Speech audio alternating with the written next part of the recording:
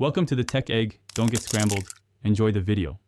You start by crafting and situating the rod so it can actually work. Make a lightning rod from 3 copper ingots in a vertical column. Once done, pick an exposed high block and place the rod on top. You do this because rods redirect strikes to their block instead of striking nearby flammable or redstone targets.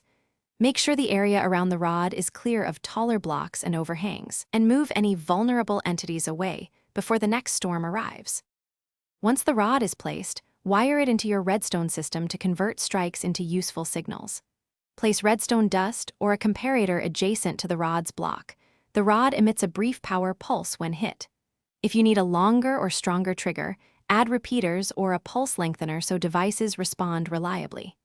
Use those pulses to activate dispensers, lightning-powered farms, creeper conversion setups, or daylight sensors. This lets you harness nature's strike instead of suffering damage or random fires.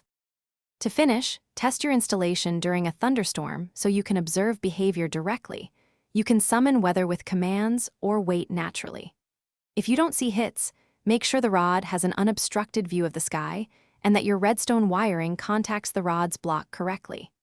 If strikes still fail, check for conflicting blocks within 128 blocks and ensure no glass or overhang blocks line of sight. One troubleshooting tip: replace adjacent redstone with a comparator output to debug weak pulses. Thanks for watching. Consider subscribing if I helped unscramble your problems.